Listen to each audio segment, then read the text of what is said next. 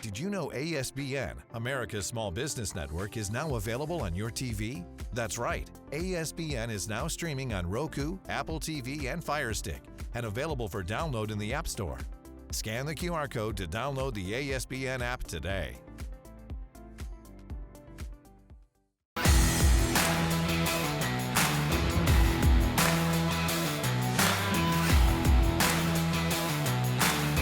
This is The Roadmap with Lee Heisman. Hello, everyone, and welcome to The Roadmap, exclusively here on ASBN.com. I'm Lee Heisman, and every week we bring you some of the brightest entrepreneurs, CEOs, and business owners who are climbing the ladder, scaling their businesses, and thinking about how one day to exit stage left. Today, I'm with a very good friend, Ryan Will, the CEO and founder of the Will Technology Group. Ryan, welcome to the show. Hey, thanks for having me, Lee. It's great to see you. It's great to see you. Yeah. There's so much to talk about. It's Absolutely. been too long. Yeah. I have to drag you out to the studio to be able to hang out with you, which is wonderful. But I get to learn more and more about all you're doing and even the time that we've missed each other. Yeah, absolutely. So we're going to get into a number of the successes you've had with some exits, some acquisitions of your businesses. But, you know, the roadmap is about people that grow their businesses and eventually try to exit and go to that next phase of their life. Yep. You had an opportunity as you were CEO of the Commonwealth Telecom Services Group, and we're going to get into what happened to that firm, but talk a little bit about, you know, some yellow flags, some red flags you had in your career, because you had that business and you thought you were a part of a firm that eventually didn't exit. Can you speak to our audience about what to look out for making sure these things go kind of the right way that they're supposed to go? Yeah, I think it's a great point, Lee, and I think the lesson to be learned there is don't ever trust anything that's not in writing, right? And you know, I had a relationship with a firm that grew to be a very big firm, ultimately was sold in late 2009. I had set up Commonwealth in 2008 when I was about to exit corporate America for the first time. So I thought, I got roped back in for about another 16 months and then did finally leave late 2009. And that is really when Commonwealth exploded. And along the way, instead of branding myself Commonwealth Telecom Services Group, several folks had decided to hang a shingle and brand themselves under that company's name. And I was, you know, appointed as a founding partner there, and never thought that business was going to sell when it did in you know, late 2019. But when it did, all along had been told, hey, you're gonna be part of this thing. When this thing is over, you're gonna get a piece. And the piece I got was a phone call on a Sunday saying the business has been sold, and that was basically it. Now, I will tell you, all things work out for a reason. And I think that business was sold too early, and COVID soon happened after. And actually, in our business, COVID was an explosion on a positive side because the whole work from home happened. And from a technology perspective, that brought a whole new host of issues into businesses, big and small. And so luckily, I owned Commonwealth 100%. I owned all my clients. I owned all my partner relationships, vendor relationships. And I sit in front of you today very happy because a few years later, the market just exploded. Valuations exploded in our space. Private equity came in for the first time ever really in our space. And as we're sitting here today, the rest is history. Well, so let's go back a little in history. First Yeah. off, thank you for sharing that. Absolutely. Not naming names, but the reality is get everything in writing. And for our audience out there, if you are looking to be a partner in a firm, get it in writing. Make sure you have legal counsel that's representing you on the front end to make sure you are a partner in an organization, that if there is an exit, you're going to benefit from that exit. So Ryan, thank you for sharing that. You had a little bit of a situation where you learned from this experience, and not everything that's said is exactly true all the time. But that's right. Now go to Commonwealth, which Yeah. you know, you actually recently went through a transaction where you did successfully sell 51% of this business. I did. Congratulations. Talk about that process. Did someone approach you? Did you look for them? Yeah, well, so our space has exploded with private equity. And I started getting phone calls, different organizations calling, and ultimately through a transaction that took about a year, last October, I was able to do a deal with Bridgepoint Technologies. It's a San Mateo, California-based company that is owned by Charles Bank, which is a private equity firm out of Boston, what I would call a large, mid-sized private equity firm. And so Commonwealth was on the table. I had been approached by several smaller private equity firms out of the Northeast I had been approached by other companies looking to acquire Commonwealth, and it was a home run to do the deal with Bridgepoint and Charles Bank, without a doubt. So, most people think I'm selling a business is like I'm selling a mug or a car. That's right. Here's 100% of the business. Yep. Here's a check for the 100%. And then I just go walk away and go sit on a beach somewhere. But that isn't the case for most deals, let alone your deal. Can you talk, you don't need to talk numbers, but can you talk specifics about the structure of it that you sold 51%? That's right. Is that correct? Yeah, and there are various structures, right? And various structures that can be negotiated.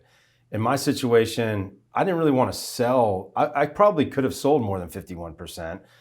The way the deal's structured is that there's a compound annual growth, a CAGR involved. The business has grown double digits CAGR since I founded it, so that's not a concern. But it enables me to take some chips off the table while continuing to grow the business over the next 3 years, and then have a 3-year exit strategy. And at that point, really determine what I'm going to do next. Fortunately, I'd already figured out what I was going to do next because I started another company while I was in parallel going through that transition. Because you never know, right? So many guys are knocking on your door. You're working with attorneys. To your point, we had one of the best telecom and technology attorneys in the country representing me outside of DC.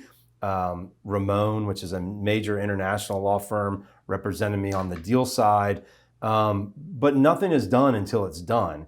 And so Will Technology Group, about 1.5 years, 2 years ago, was thought of and was founded, and in parallel was really launched through that whole process of selling the 51% of Commonwealth. So and for people to understand there, as you're going through the process with the Commonwealth, Will Technology Group is a different entity. That's right. Than Commonwealth.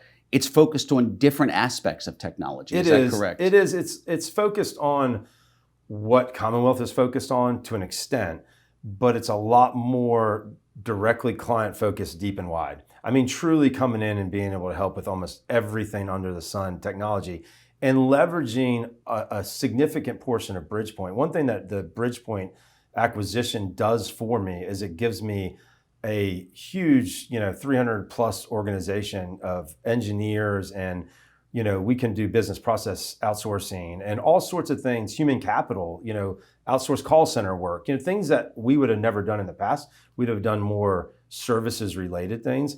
But so there's a lot more in the Bridgepoint umbrella that enables us within Will Tech Group to do a lot more things as well. But things like VCIO work, things that I have never really done before. I could have, but I wasn't ready to really go that route yet. And now, taking some chips off the table, maybe making investments over here and bringing in different partners, the timing was perfect. So most people don't understand this. When they sell a business, again, you're not just getting a check and leaving. Not only are you still there incentivized to grow with a second bite of the apple or a third bite of the apple, that's right, but you also get more resources when you sell. It isn't right. just everything coming out of your pocket and your limited resources. How valuable has that been? Oh, it's hugely valuable. And I would say that I was so bullish personally knowing my business and on the deal that I am a minority equity partner in Bridgepoint. I rolled a significant portion of my deal into equity. Really? Yeah. And I think, if you really do your homework, if you really know your business, and if you really want to capitalize on the deal, then you roll the dice. And I like to gamble. I mean, I used to gamble a little bit, but I'm gambling on myself too, right? And I know who these guys are acquiring. So, I felt bullish about that. But you gotta, somebody told me one time, for a deal to be perfect, each side has to feel like they got a good deal. If one side feels like they got a better deal than the other, I think we both exited our deal, consummating last October, thinking, hey, they got a great guy, a great leader, a guy that's got a great business. I felt like I've got a great deal, from an economic standpoint. But to really nail it on your point, I've got a huge engineering team behind me now that provides support across all layers of technology, from cybersecurity to network to UCaaS, et cetera. I've also now got a whole marketing team behind me. Things that as a small business owner, you can grow that if you want to grow it, organically, internally yourself. You're going to have to, add on, and it's going to be a cost, right? Or you can bootstrap it and sort of do a lot of the different things yourself or with your own funds.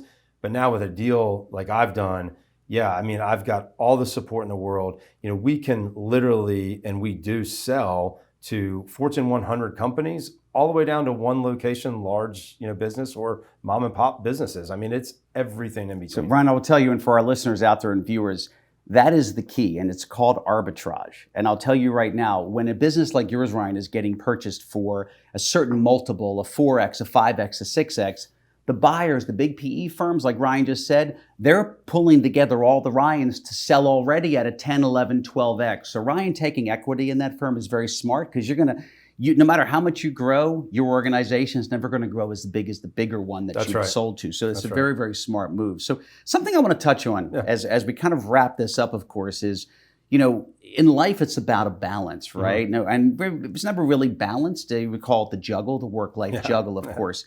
And, when you started your businesses, I know how hard you work. I know how much energy and effort you put into your clientele, but you also had something happen a decade ago. That's right. With your daughter, Charlotte. And if you want to talk about that, how you've been able to still take care of your family, focus on them, and do all of the stuff you do. I'm going to leave it to you to share. No, yeah. I mean, my wife, Laura, and I have 4 kids. We've got a 5th-year senior daughter at UGA. We've got a sophomore at North Georgia up in Athens, daughter as well. We've got a son who's a freshman in high school. And then we have Charlotte, who's a 6th grader, right? So she's in middle school now.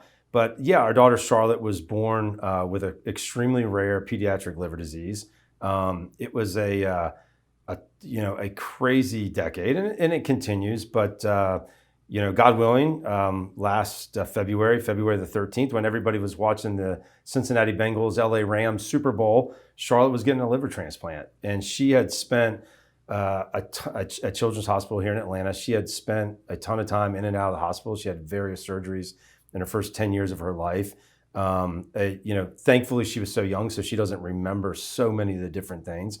But yeah, it's a lot, and there becomes a point, I think, in your life that you become in touch with your own mortality. I'm not getting any younger. We went through so many things with Charlotte.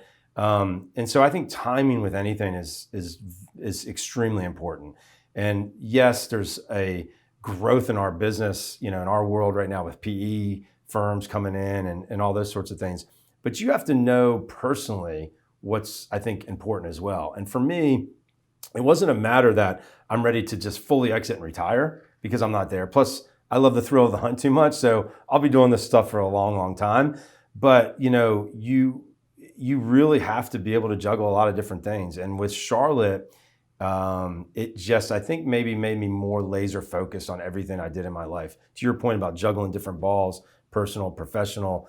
I mean, I coach, I volunteer, I'm part of a men's ministry in Montana. I give back my time during the summer. It takes a lot, but yeah, Charlotte is a huge reason probably for my focus. She's also a huge motivator for me, because she has been through so much in 10 and a half, 11 years of her life. It's one of the things, and all my kids motivate me, but she's definitely one of the things that keeps me going every single day. Well, congratulations for not only your success here, but her success with that transplant. Absolutely. Now, I will wrap us up on this, and I do want people to get in touch with you, and I'm going to ask in a moment on that. But you talk about your family and your children, Charlotte, and even all of your children being your motivation. But I'd like you to take a moment, because you brought something with you. I did. And I'd like you to take a moment and read that, because you used to be in corporate America. And that impetus, or that moment which really motivated you for your life today came from Laura, my wife. Yeah, I was in corporate America for about 11 or 12 years. I was a high flyer. I was moving up the ladder to probably a CEO level. My last major corporate job, I managed a $500 million a year for a publicly traded company, 500 employees in my region. And it literally got to the point where I got to the airport one day. My sister actually called me. She said, "Where are you going?" And I forgot, and I had to look at which plane ticket was in my hand, where I was going. And soon after that trip, I got home one morning, and there was a note on the sink. And it said, "I believe in you. You will be successful. Go with your heart, and the good will follow. I love you, Laura." And she knew I was at a crossroads in my early 30s of just, I had that entrepreneurial itch. And I would encourage anybody, if you are truly passionate about something and you feel like you can be successful, her words to them as well. Follow your heart. You'll be successful. And she pushed me over the ledge, and thank God she did. And here I am almost 15 years later. Well, I'm going to say great words of wisdom, number one. Number two, I'm going to say I'm encouraging you to find a spouse like his wife. So it isn't just believe in yourself, but to find a spouse like that is also, kind of that key ingredient. So Ryan, how do people get in touch with you if they want to reach out, learn more about your story, get in touch with you for work, just to get across anything with you? Yeah, well, Ryan@willtechgroup.com is my best email, or rwill@bpt3.net is the Bridgepoint email. Those are the best. Email is always easy. My phone number is 678-507-9887. Feel free to call me. Don't spam me. I get so many spam calls now. But, either of those businesses, we'd be, thrilled. I'd be thrilled to talk to any person who's looking to exit a business, maybe get into a business, and any possible, client prospects out there. Oh, my friend, great to see you It's great today. to see you, Lee. Mike, it's been too long. Yeah. Thank you so much for coming on the show. Ladies and gentlemen, thank you again for joining us today. I hope the show was as insightful for you as it was for me. I'm always learning something new about this man. We hope to see you again next week on another episode of The Roadmap. Thanks for watching The Roadmap with Lee Heisman.